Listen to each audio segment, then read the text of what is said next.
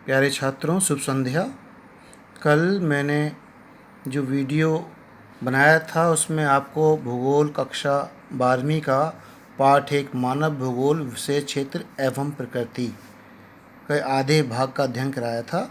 कल जो आपने लर्निंग ऑब्जेक्टिव अचीव किया था वो था मानव भूगोल की प्रकृति, और उसमें सब लर्निंग ऑब्जेक्ट जो थे वो थे आपके मानव का प्रकृतिकरण और प्रकृति का मानवीकरण।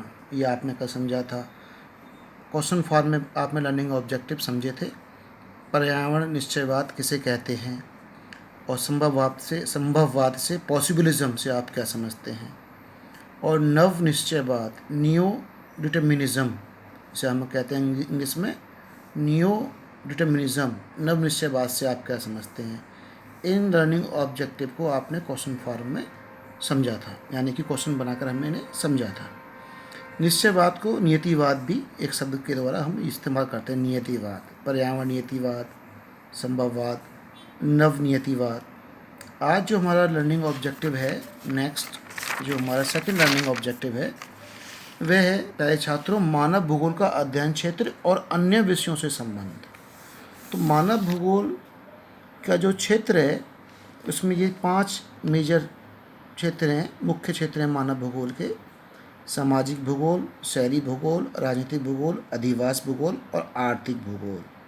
इन सब से आप थोड़ा परिचित हैं। अधिवास का मतलब होता है सेटलमेंट्स, यानी कि घर, मकान जो आदमी के रहने की रिहायश होती हैं, जैसे गांव, मोहल्ले, सेक्टर, कॉलोनियाँ, वो अधिवास में अध्ययन किए जाते हैं।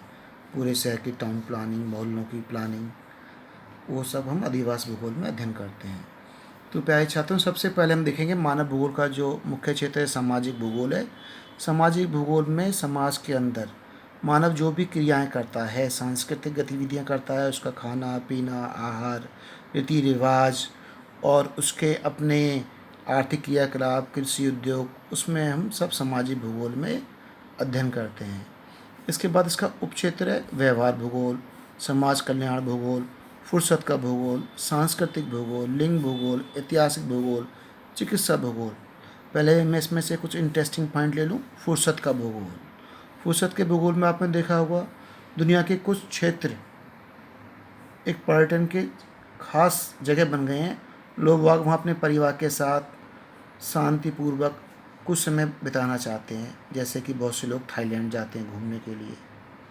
थाईलैंड एक बहुत ही फेमस पर्यटन का स्पॉट है, क्षेत्र है दुनिया में। बहुत ही ज़्यादा अमीर हैं वो यूरोप में जाना पसंद करते हैं। स्विट्ज़रलैंड है, आपका स्पेन है, इटली है, जिसमें अभी कोविड-19 का बहुत ज़्यादा प्रकोप है। वो फुर्सत में वहाँ जाना चाहते हैं, वहाँ अपना समय बिताते हैं। तो ये फुर्सत का भूगोल में हम ये अध्ययन करते हैं कहाँ कहाँ कौन कौन से रिजॉर्ट्स हैं, कौन कौन सी ऐसी स्थान है दुनिया में जहाँ पर लोग जाना पसंद करते हैं, वो भूगोल से कैसे प्रभावित होता है। सांस्कृतिक भूगोल में जो सांस्कृतिक शब्द बहुत व्यापक है प्यारे छात्रों। इसमें लोगों का आहार, उनके रीति रिवाज, उनकी वेशभूषा यानी कि पहनावा, उनके घरों का डिज़ाइन, वो सब कैसा है आदि, उनका विश्वास, धार्मिक विश्वास, ये सब इस संस्कृति में आ जाते हैं। तो ये कैसे भूगोल में कैसे प्रभावित करता है, ये भी हम मानव भूगोल में अध्ययन करते हैं। ऐतिहासिक भूगोल, ऐतिहासिक भूगोल में भी हम भूगोल ने किस प्रकार प्रभावित किया है दुनिया को। उदाहरण के लिए हम देखते हैं कि भारत के ऊपर जितने भी हमले हुए, बाहर से लोग आए, चाहे वो हमलावर के रूप में आए, चाहे व्यापारी के रूप में आए, वो पश्चिमी भाग से जो पाकिस्तान में सुलेमान की थर की पहाड़ियाँ हैं, जिन्हें हम गोलान और खैबर पास, एक है हमारा यहाँ पर नॉर्थ वेस्ट में देखें पाकिस्तान में, यहाँ मैप में खैबर है, बोलन है, पास हैं, दो पास में दर्रे हैं, एक सकरा रास्ता। ये सुलेमान की थर की पहाड़ियाँ हैं जो पाकिस्तान को अफ़गानिस्तान से अलग करती हैं। 1947 से पहले आप जानते हैं ये भारत का अविभाजित भाग था, भारत का एक हिस्सा था एक। तो सब जो विदेशी आए भारत में, इन्हीं दो दर्रों से मुख्य रूप से भारत में उन्होंने प्रवेश किया। मंगोलियंस, हूण, कुषाण, ये सब इन्हीं मार्गों से भारत में उन्होंने प्रवेश किया। इस प्रकार भूगोल ने किस प्रकार प्रभावित किया।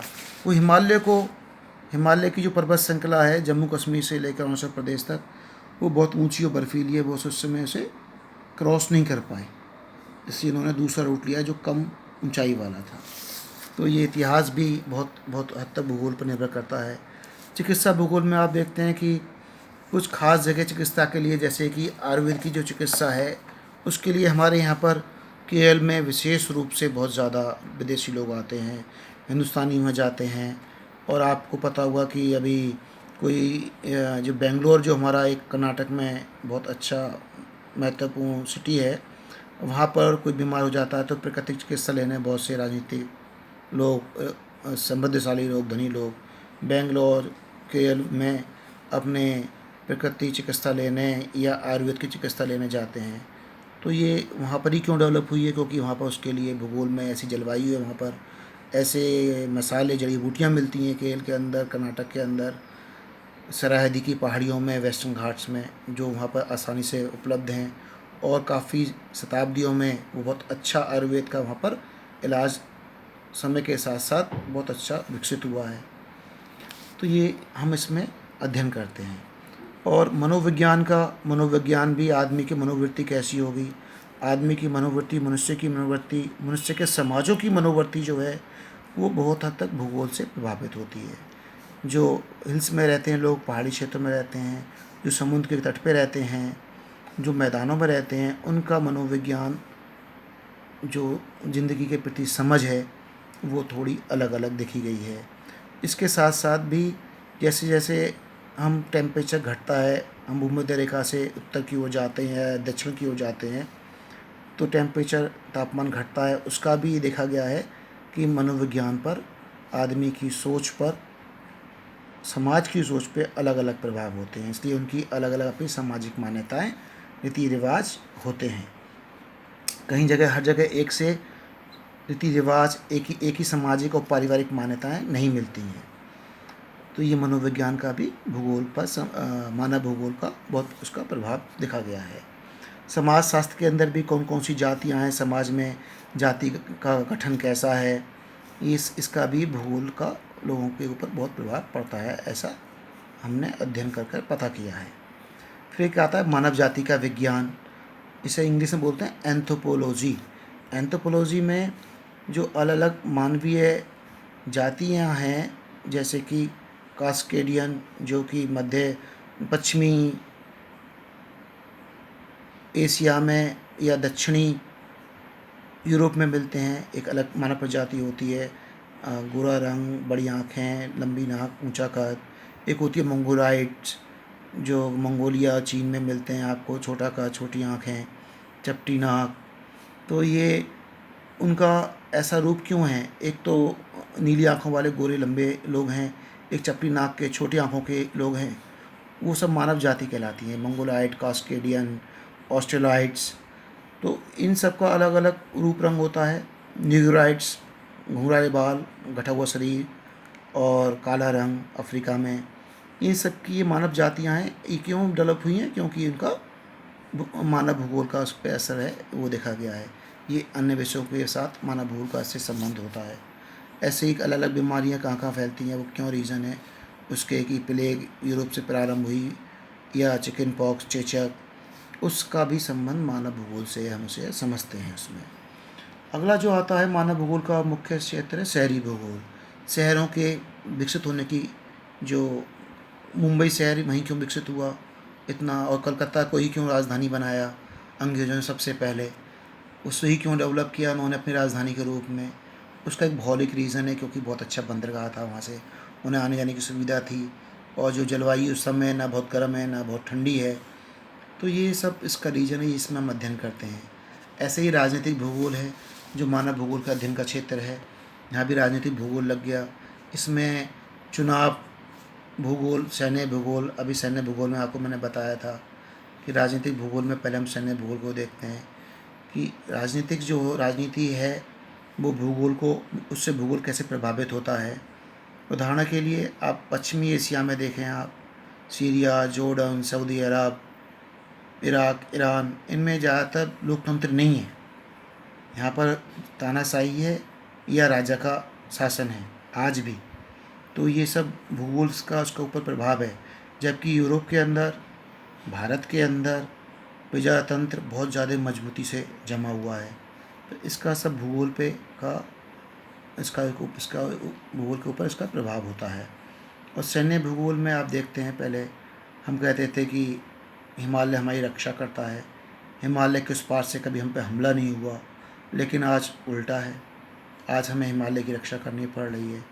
आज कभी हिमालय हमारी रक्षा करता था, आज सियाचिन में हमारे सैनिक रहते हैं, इतने सबसे ठंडे इलाके में, दुनिया के सबसे ऊंचे रण क्षेत्र में रहते हैं, बैटल फील्ड में रहते हैं।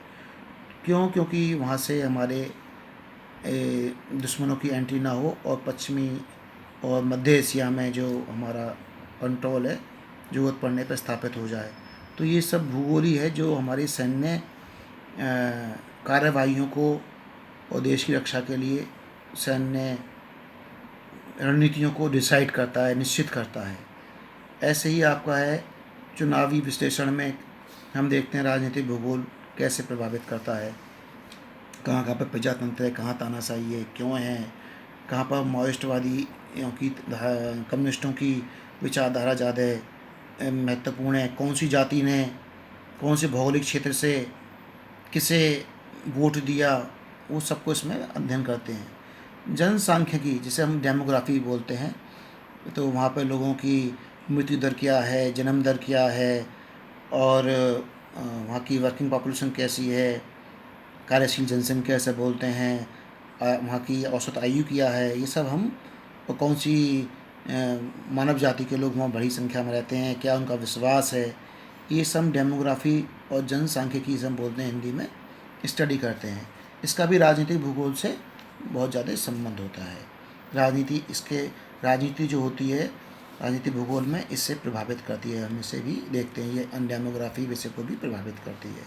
ऐसी अधिवास भूगोल है कि किस प्रकार के एक रेखीय हैं, वर्ताकार हैं, किस प्रकार के मानव बस्तियां बसी हुई हैं, और टाउन प्लानिंग कैसी होनी चाहिए, हिल्स में या प्लेन में या पठारों में, प्लेटोज़ में।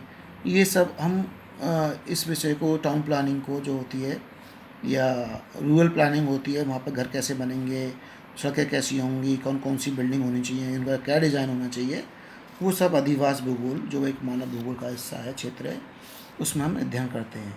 ऐसी जो आर्थिक भूगोल जो अंतिम मुख्य क्षेत्र है मानव भूगोल का, उसमें संसाधन का, कौन कौन संसाधन किसी क्षेत्र में उपलब्ध हैं, उनका कैसे इस्तेमाल होना है। कृषि भूगोल में हम देखते हैं कि कृषि में कौन कौन सी फसलें होती हैं, उनको कौन सी जलवायु वहाँ पर है जो उन्हें सपोर्ट करती है। ये सब चीज़ें हम इस प्रकार इसमें देखते हैं।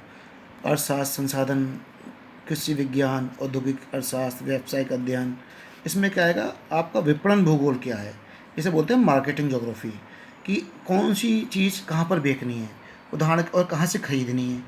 उदाहरण के लिए भारत को कहाँ से पेट्रोल लेना चाहिए। भारत सऊदी अरब से क्यों लेता है पेट्रोल? वेनेजुएला तो बहुत बड़ा उत्पादक है, सबसे सऊदी अरब से भी बड़ा उत्पादक है वेनेजुएला, जो दक्षिण अमेरिका में है। वहाँ से तो हम सऊदी अरब से, ईरान से क्यों लेते हैं पेट्रोल? क्योंकि वो हमारे पास है, हमारी ट्रांसपोर्ट कॉस्ट बच जाती है। इसे हम भूगोल में समझते हैं, आर्थिक भूगोल में, इसे बोलते हैं मार्केटिंग ज्योग्राफी। और सऊदी अरब हमसे ही क्यों हरी सब्जियाँ लेता है? हरी सब्जी बेचने वाली देश तो संयुक्त राज्य अमेरिका भी है, क्योंकि उसे भारत से पास में जल्दी पहुंच जाती हैं, हवाई जहाज़ से 3-4 घंटे पहुंच जाती हैं। तो ये सब चीज़ें हैं जो हम इसे समझते हैं, जो भूगोल में मानव भूगोल की मदद ली जाती है, इन्हें सबको समझने में इन्हें मदद करता है। तो ये आपको समझ में आ गया होगा कि मानव भूगोल का अध्ययन क्षेत्र क्या है और अन्य विषयों के से संबंध क्या है। ये मैंने इसमें और ऐड कर दिया ताकि आपको पूरी तरह से समझ में आ जाए। इसके बाद जो हमारा अंतिम लर्निंग ऑब्जेक्टिव है वो है, प्यारे छात्रों, समय के गलियारों में मानव भूगोल। मानव भूगोल में समय के साथ साथ क्या परिवर्तन आए हैं, ये हमें जानना है, जो कि हम इस चार्ट की मदद से जानेंगे। पूर्व उपनिवेश काल किसे कहते हैं? पूर्व उपनिवेश काल, जब तक पश्चिमी यूरोप के देशों ने और यूरोपियन ताकतों ने, France, England, Denmark, Germany, Spain, पुर्तगाल, इटली, इन्होंने एशिया, अफ्रीका के देशों को और संयुक्त राज्य ऑस्ट्रेलिया पर अपना कब्जा स्थापित नहीं किया था। पहले व्यापार के द्वारा, फिर सीधा राजनीतिक कब्जा कर लिया था। उससे पहले के समय को हम बोलते हैं पूर्व उपनिवेश काल। ये आपका पुनः जागरण काल भी है जो यूरोप में 13वीं शताब्दी में प्रारंभ हुआ था, जब छापे खाने का आविष्कार हो गया था। इस समय जब वहाँ पर बहुत ज़्यादा औद्योगिक क्रांति आई और मशीनों से ज़्यादा माल बनने लगा, तो यूरोप के राजाओं ने धन देकर साहसिक खोजों को बढ़ावा दिया कि भाई जाओ नए नए बाज़ार खोजो, दुनिया की नए नए बाज़ार देखो, वहाँ किस चीज़ की डिमांड है, किस चीज़ की सप्लाई चाहिए, यहाँ से लेके जाओ और बेचो वहाँ पर और अपना व्यापार को बढ़ाओ। इसके लिए उन्होंने क्या करा, यूरोप के राजाओं ने, स्पेन के राजा ने, इटली के राजा ने, इंग्लैंड के राजा ने, पुर्तगाल के राजा ने धन देकर उन्हें स्पॉन्सर्ड किया, क्योंकि उसमें मास्ट शिप होते थे। पेट्रोल और डीजल के इंजन नहीं थे उस समय, बड़ा मुश्किल था, बहुत साहसी लोग आ पाते थे। उसमें एक उदाहरण है वास्को डी गामा का। वास्को डी गामा आप जानते हैं 1498 में भारत आया था कालीकट पे यहाँ पर। तो वास्को डी गामा कहाँ से आया था? देखो, ये पुर्तगाल से स्टार्ट किया था। ये यूरोप की छोटी सी कंट्री है, वेस्टर्न यूरोप की। इसकी राजधानी लिस्बन है। यहाँ से पुर्तगाल से चला था लिस्बन से 1497 में, और भारत पहुँचने में करीब करीब उसे 1 साल लग गया था। जुलाई में चला था, मई में पहुँचा था यहाँ पर। करीब 11 सवा 11 महीने लग गए थे उसे। पुर्तगाल से यहाँ से चला था वास्को डी गामा, और उसे स्पेन के राजा ने उसे कमीशनड किया था, स्पॉन्सर्ड किया था, उसकी यात्रा का खर्चा उठाया था कि भारत के लिए आप या एशिया के लिए समुद्री मार्ग की खोज करें। तो अटलांटिक महासागर से होता हुआ वो ऐसे, और यहाँ केप ऑफ गुड होप अच्छी आशा का द्वीप, जो अफ्रीका की लास्ट टिप है, सदर्न मोस्ट पॉइंट है, यहाँ से होता हुआ फिर वो मेडागास्कर द्वीप से होते हुए ऐसे कालीकट पहुँचा था मई के महीने में, जब मानसून हवाओं ने उसकी मदद की थी यहाँ पहुँचने में, अरब सागर के अंदर। तो 1 साल लग गया था उसे आने में। तो ये बड़ा साहसिक कदम था उस समय डिस्कवर करने के बाद। तो इसे आप जान गए होंगे कि उस समय ऐसी कितनी यात्रा हुई थी। Columbus, Vasco da Gama, Amerigo Vespucci, Fernandes Magellan, इन सबको स्पॉन्सर्ड किया गया था यूरोप के राजाओं के द्वारा कि भाई समुद्री अमेरिका की खोज करो, वेस्ट इंडीज़ की खोज करें, ऑस्ट्रेलिया की खोज करें कैप्टन कुक के द्वारा। तो ये उस समय का युग था जब उसमें खोज और वृत्तांत मीन्स ट्रैवल अकाउंट लिखे